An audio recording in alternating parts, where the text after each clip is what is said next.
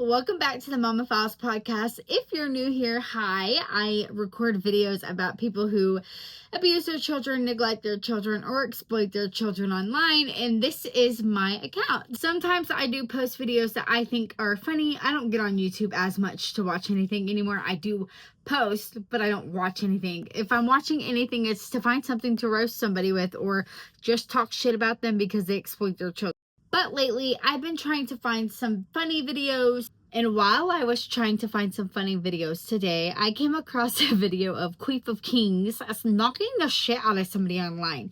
And I don't know why she would post this unless somebody else recorded it and then posted it for her. But this is little Queefy knocking somebody's ass out. I guess it was her sister, so here it is. Internet lives forever, guys. This is not going away. She also probably posted this before anybody else posted this because they probably videoed it, right? And so before anybody else said anything, she just had to own up to her shit, which kudos to her, I guess. But here is the video. Yep, that's me. You're probably wondering how I ended up in this situation. Oh, I know you fucking like. I'm not that bad. Mama. I'll remind you, she acts like she's all that in a bag of chips, okay? But this is her life. This is disgusting. This is how crazy her life is, and this is what she allows in front of her children, okay?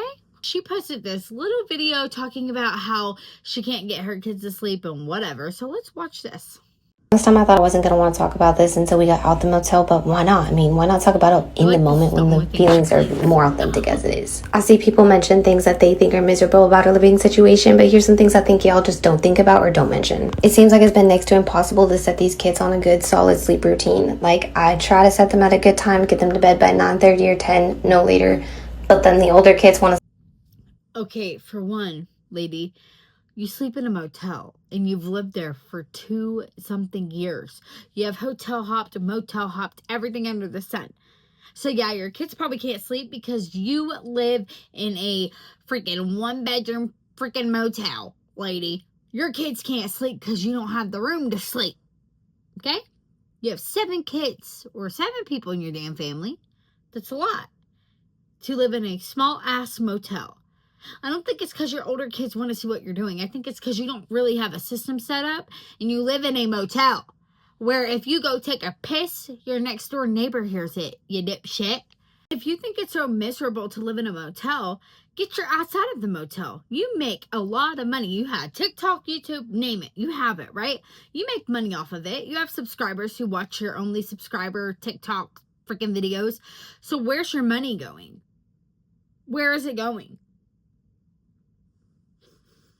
You know, allegedly, right? I think instead of putting that money towards, your addictions and whatever you have going on, maybe you should get a house with real rooms where your children can sleep. Maybe go get a job and set up a schedule where you can have a nighttime schedule with your kids instead of sleeping in a motel where everybody hears you go take a dump because there's 7 people in there, okay? We know you don't have privacy. We know that. So when y'all are gangbanging, who's watching the kids? Or are they watching you? Nobody really gets alone time here. I mean, the most that we get is our shower time, but really we're pretty much up each other's butts all the time, which, yeah, people mention that, but you just don't know to the extent if you haven't gone through it. Nobody gets alone time. No shit. You're in a motel. You're up each other's ass. It's going to be annoying. But the thing is, you've been in this motel forever. You've been hopping around in motels, and now you're getting really mad at it. You think you maybe need to change the stuff you're doing. The definition of insanity is doing the same thing over and over and expecting different results. If you're going to use all your money off platforms for stupid shit, instead of putting it back so you can actually maybe build a house and get your kids out of a damn motel, stop doing the stuff you're doing. Stop spending your money on stupid shit and you'd have money. Some kind of robot, and we're not supposed to have respect and have the lights low and keep the environment quiet because he works nights. So till the afternoon time, it's just quiet and we're just trying to keep a low vibe room. So let me get this straight. You make money off of social media, TikTok, YouTube, whatever else you have, I don't know. And then your husband also has a job. Where's your money going? And I will say it again, you live in a motel. Probably a cheap motel. Where the hell's your money going? What the hell? You make no sense. And yeah, it's both of your faults. Take some accountability and get the fuck out of a motel. If you're tired of the motel, put your money back. Build a house. Get out of the motel, you dipshit. It's your life. Go ahead and live in a motel all you want, but one day you will reap what you sow. Your children probably hate the shit out of that motel. Nowhere to play, nothing to do in the motel. You say you're always bored and you have to keep quiet. You said you're always up each other's asses. And another thing is how are you doing it? Like, let's think, 2 adults, right? Where's the bang bang happening? And not that I really care about where it's happening. It's just about who's in the room while you're doing it. I think it's disgusting.